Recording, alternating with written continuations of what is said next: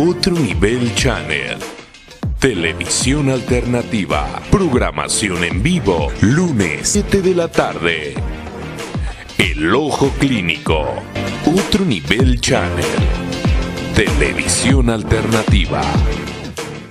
Amigas y amigos de El Ojo Clínico, ya estamos de regreso.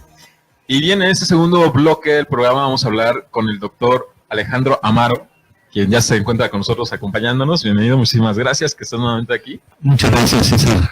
Y bien, los invitamos a todos ustedes que nos están viendo en este momento en vivo a través de nuestra transmisión por Otro Nivel Channel, que nos hagan llegar sus preguntas, sus dudas, sus cuestionamientos, ¿no? Porque es muy importante que hablemos no solamente de este tema cuando es el 10 de septiembre, ¿no? Que es el Día Mundial de la Prevención del Suicidio, sino que constantemente, justamente, estemos hablando de estos temas, nos vayamos familiarizando con ellos, que podamos ir identificando pues, cuáles pueden ir siendo estas señales, ¿no? Que nos van dando los chicos y las chicas, y que podamos ir reconociendo, identificando con mayor facilidad, no hasta que ya es una situación inminente, ¿no? Que ya está sucediendo, y de que, bueno, desafortunadamente algunos no logran, pues, librarse. De manera particular, y para ir entrando en este tema, me gustaría compartirles a ustedes, y también a usted, doctor, algunos comentarios que luego llegan a hacer los chicos en las redes sociales, que a lo mejor muchos de nosotros ya los hemos visto, porque cuando abordamos, o se aborda en alguno de los videos, ¿no? Ya sea en YouTube o en Facebook, el tema de las autolesiones o el tema del suicidio, empiezan a aparecer un montón de comentarios por parte de los chicos o de los jóvenes, desde muchos puntos de vista, pero a mí me gustaría compartirles algunos comentarios de ellos con relación a este tema. Por ejemplo, algunos chicos comentan: no es malo querer suicidarse, soy cobarde para vivir, valiente para morir. Estoy en depresión y tengo ganas de suicidarme y me corto desde que tengo 11 años. Otro chico menciona: tengo 11 años y tengo depresión, mis padres no lo saben. Me empecé a cortar cuando tuve un problema muy malo. Ahora me quiero suicidar y no sé si hacerlo o no. Otro chico comenta: yo tengo 13 años y me corto desde los 11. La verdad, he cometido miles de errores y la vida me los está cobrando poco a poco. Todas las personas en las que yo quise, o en pocas palabras quiero, se apartaron de mi lado y quisiera ser feliz como lo era antes, pero ya que ya no hay marcha atrás. Otro chico comenta: sufro bullying en la escuela. Llego a casa para descansar, pero mi padre me golpea y me dice cosas más feas que en la escuela. Se la pasa peleando con mi madre, golpea a mis hermanos, no tenemos dinero. Ayer me intenté suicidar ahorcándome, pero la cuerda se rompió. Hoy me traje 3 cajas de pastillas. Me comí 3 cajas de pastillas y las vomité. Mañana intentaré tomando gasolina o aceite. La vida es muy dolorosa. Y finalmente un último comentario que quiero compartir. Dice: hola, tengo 13 años, soy una chica activa, pero simplemente me odio. Odio mi cuerpo, odio mis errores, odio todo lo que hago, porque todo lo hago mal. Ya no quiero vivir en este mundo lleno de gente hipócrita, gente ignorante, gente envidiosa. Simplemente me siento un error en este mundo. Y cada vez que pienso en esto, mis ojos se llenan de lágrimas, porque sé que cuando de verdad me importa a alguien, la termino lastimando de alguna manera. No soy capaz de suicidarme, pero si viene un auto hacia mí, no creo que me haga de lado. Simplemente rezo para que Dios me lleve muy pronto. Y bueno, así es como continúan este tipo de comentarios por parte de los chicos, de los jóvenes, ¿no? Que desde muy pequeños ya tienen o empiezan a tener estas ideas, ¿no? Con relación al suicidio, a autolesionarse. Sí, es un problema gravísimo el tema de autolesiones y suicidio. Por lo que escuchamos ahorita de estos comentarios, pues son adolescentes muy jóvenes que requieren ayuda inmediata.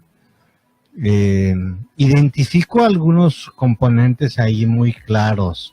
El primero de ellos, pues bueno, se expresan a través de redes sociales porque en sus entornos no lo pueden hacer.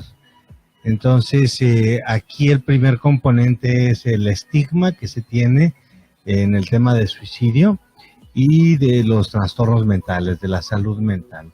Somos una sociedad que no podemos hablar abiertamente de ello y es el primer obstáculo para la atención. Mientras tengamos un tabú de ese tamaño, de esta magnitud en la sociedad, aunque tengamos los servicios sanitarios disponibles, la gente va a seguir sin acudir. Ese es un componente.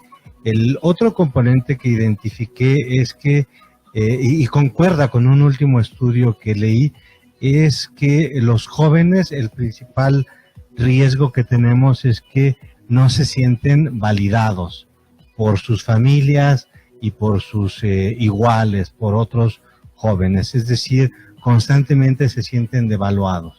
Su entorno no es un entorno favorable que constantemente les esté demostrando lo valioso que ellos son. Entonces ya tenemos un componente muy importante de estigma, otro componente muy importante de validación, es decir, somos una sociedad en el que alabamos tanto la perfección que no somos capaces de reconocer nuestras propias virtudes ni de reconocer en los demás sus virtudes. Entonces tenemos una crisis muy grave de reconocernos lo valioso que somos. Esa es la validación, no que yo te ponga una etiqueta, sino que reconocer el valor que tenemos todos como seres humanos. El tercer componente muy importante que veo en estos chicos es en algunos de ellos síntomas muy claros de ansiedad y en otros ya no nada más de ansiedad sino de depresión. Lo que conocemos epidemiológicamente de los trastornos mentales es que de todos los trastornos mentales que como sociedad padecemos, hombres, mujeres y todas las edades, el 50% de ellos inician en la infancia y en la adolescencia. Entonces, si tenemos una sociedad que no reconoce que los principales problemas de salud mental inician en la infancia y en la adolescencia y nada más nos centramos en los adultos, como una sociedad adultocéntrica, que no es una palabra que existe, pero para referirnos que nada más nos centramos en que los adultos tenemos el derecho, por nuestros problemas, entre comillas, de tener problemas en el ámbito de un trastorno mental. Los chicos, los niños, inician a estas edades muy tempranas, como lo que es la ansiedad de separación en el preescolar, las fobias simples también inician en la infancia. Entonces, entre 5 y 7 años inician los primeros trastornos mentales. Entonces, pues vemos reflejado en estos temas de autolesión y en estos temas de ideación suicida que como sociedad no hemos tomado las medidas correctas y adecuadas para ayudar a nuestra juventud. En este sentido, pues bueno, es a lo mejor hablar de estadística un poquito frívolo en ocasiones, pero creo que nos dimensiona. El tema de suicidio nos tiene que dimensionar, nos tiene que servir, porque nos fijamos mucho en el cáncer, en la obesidad, en la diabetes, pero no nos damos cuenta que la mortalidad en el suicidio es muy alta. Se estima que cada 30 segundos en el mundo alguien fallece a consecuencia de un acto suicida. ¿Es diagnosticado como tal? ¿Como un suicidio? Porque igual a lo mejor pueda suceder algunas situaciones. ¿De subregistro? Ajá. Ajá, eso es lo que tenemos los datos estadísticos confiables. Se estima que el problema puede ser 4 o 5 veces mayor en relación a los intentos y hay algunos autores que señalan que puede ser el doble con relación al suicidio consumado, al acto consumado. Pero entonces cada 30 segundos en el mundo muere una persona por suicidio. En el 2017, en México, que es el último dato corroborado y validado por INEGI, tenemos que fallecieron 6,559 personas a consecuencia de suicidio. Esto quiere decir que cada día en México fallecen 18 personas a consecuencia de ello. La tasa que tenemos es de 5.5 casos por cada 100,000 habitantes. Entonces, se considera que pasamos de ser un país donde la tasa de suicidio era baja a una tasa intermedia, baja intermedia, cuando se rebasó en el año 2013 la tasa de 5.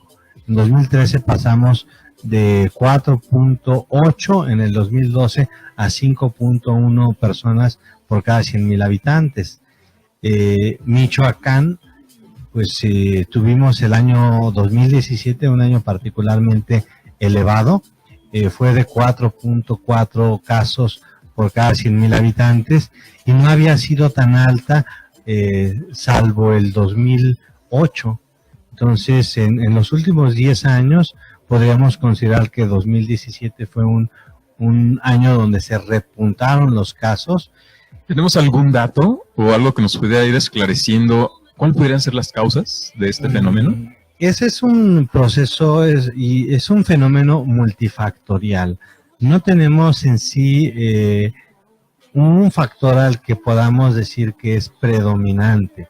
Entonces, mucho se estigmatizó los trastornos mentales. Se hablaba de que el suicidio era una asociación entre tener un trastorno mental y tener la idea de quitarse la vida.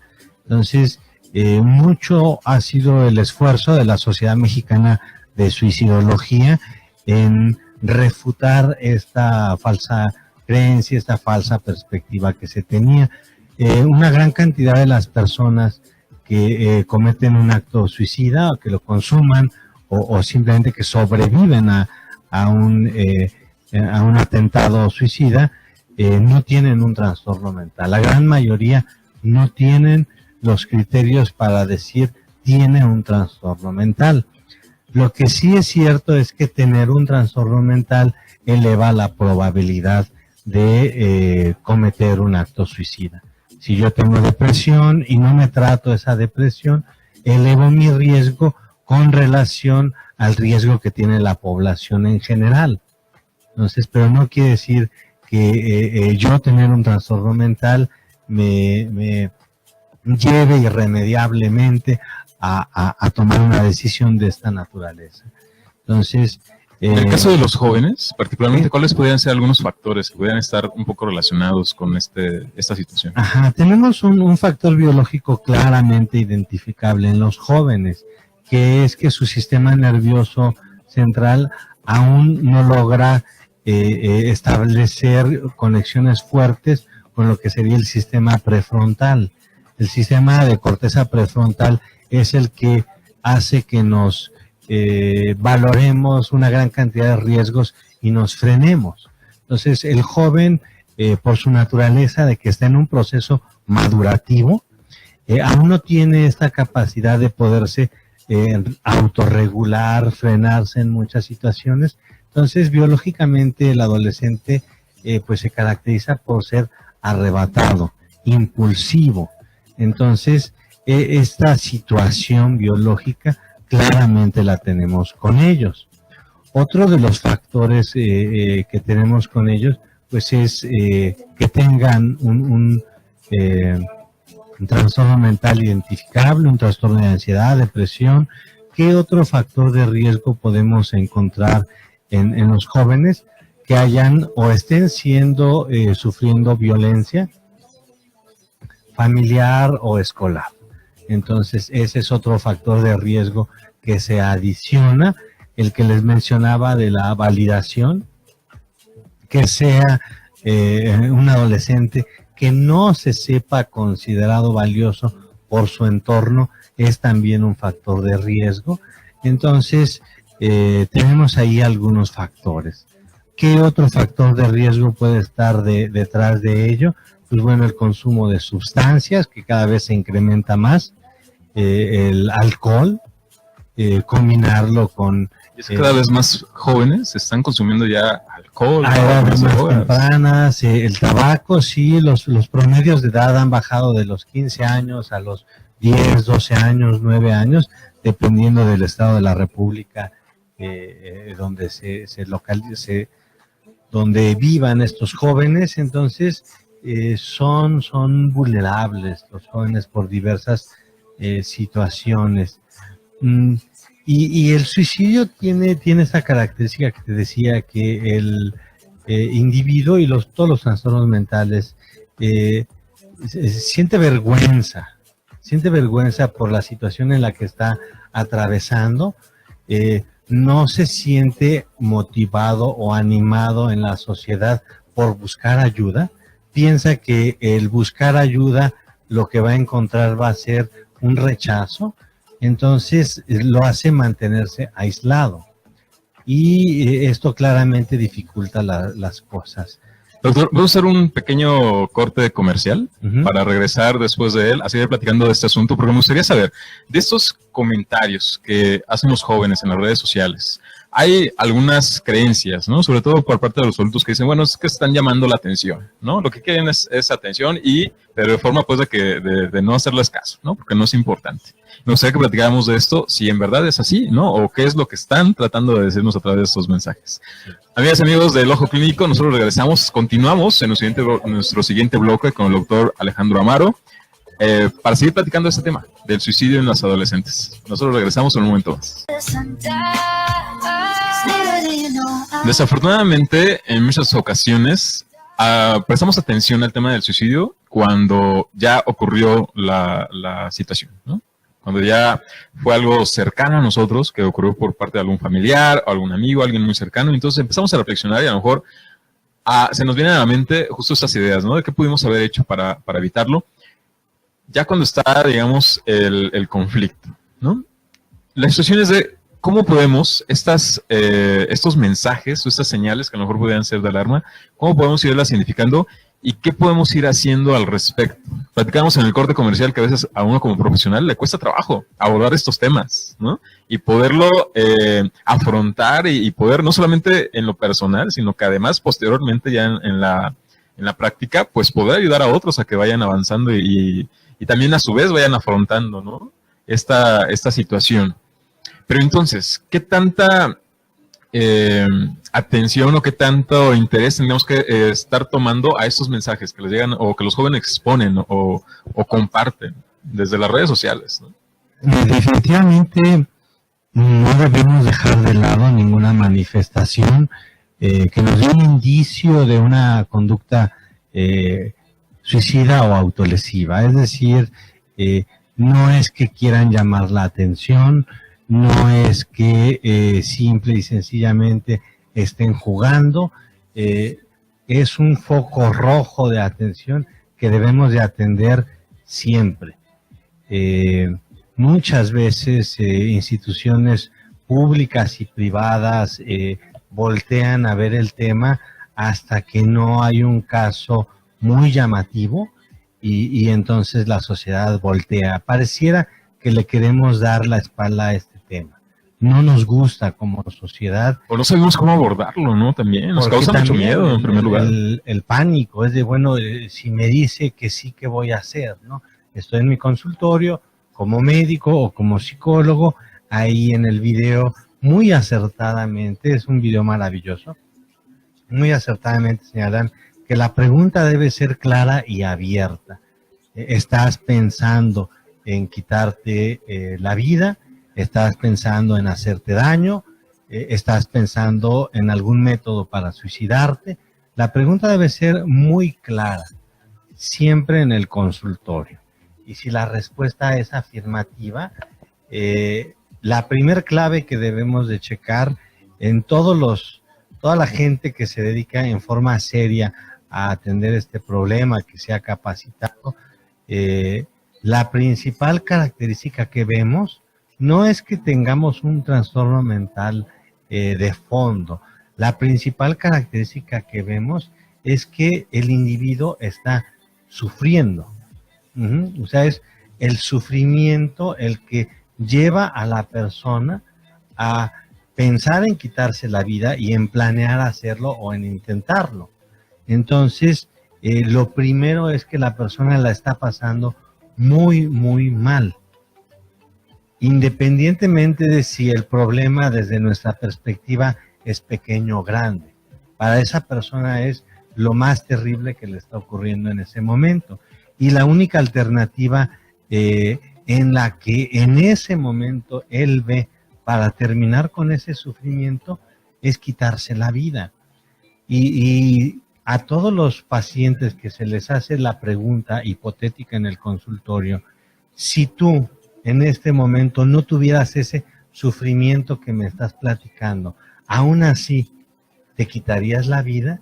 Y en todos los pacientes, cuando les haces esta pregunta en la entrevista, todos reflexionan un poco, hacen una pausa y dicen, si no me sintiera tan mal, si no sufriera tanto como estoy en este momento, probablemente no me quitaría la vida. Entonces, vemos que es un problema del sufrimiento humano, no un trastorno mental. Entonces, que puede haber un trastorno mental agregado, sí lo hay. Que hay un riesgo inminente en algunos pacientes que requiera hospitalización, sí, en algunos casos es indicado, es indispensable hacerlo.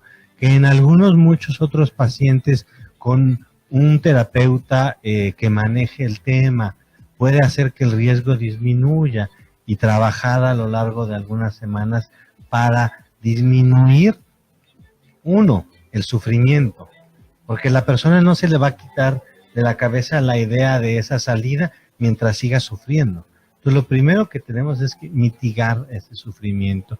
Y 2, darle al individuo estrategias para que esas probabilidades disminuyan. Estrategias desde retirar de su entorno medios letales, como en el video lo señalaba también.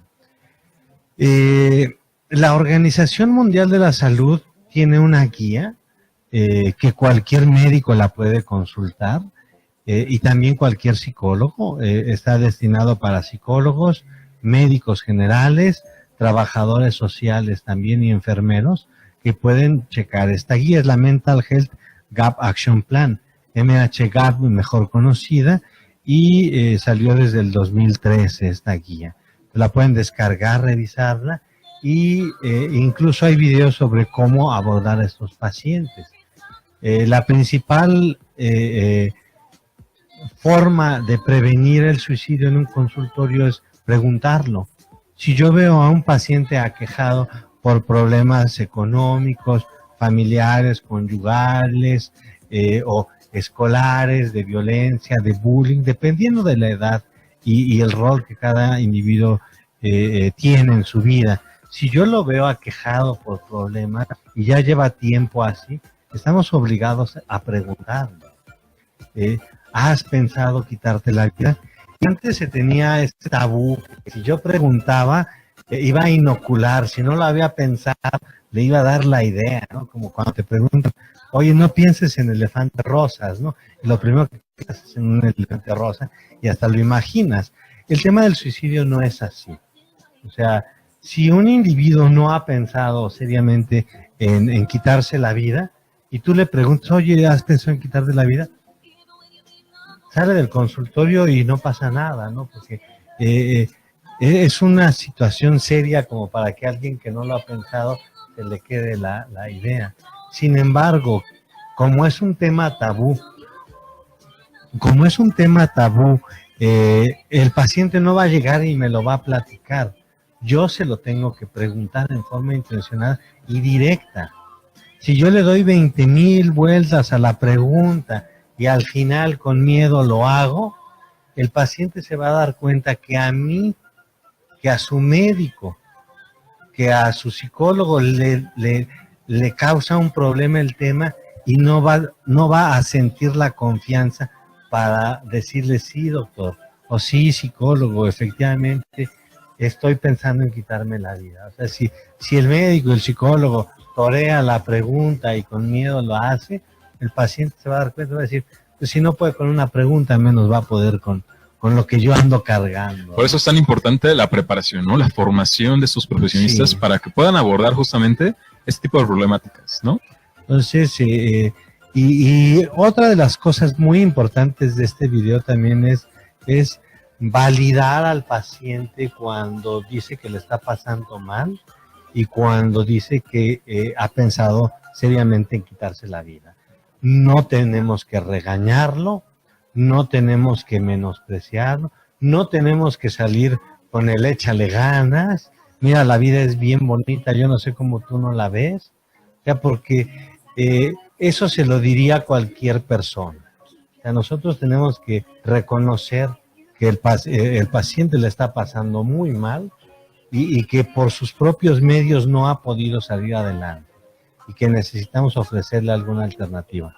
Doctor, yo creo que tenemos que seguir platicando acerca de este tema. Tenemos que seguirnos familiarizando en él, ¿no? Para poder identificar pues todos los factores posibles, todas las señales que nos puedan dar una alerta, ¿no? De que algo está sucediendo, pero sobre todo el que nos vayamos familiarizando también para saber qué podemos hacer al respecto. Cómo quienes vivimos a lo mejor esa experiencia o situación de manera particular y cercana, como si somos familiares o si somos profesores o profesionistas. Así que, pues lo invitamos, obviamente, a que más adelante nos siga acompañando en nuestro programa para seguir platicando de esta y de otros temas también. Otro Nivel Channel. Televisión alternativa. Programación en vivo. Lunes, 7 de la tarde. El Ojo Clínico. Otro Nivel Channel. Televisión alternativa.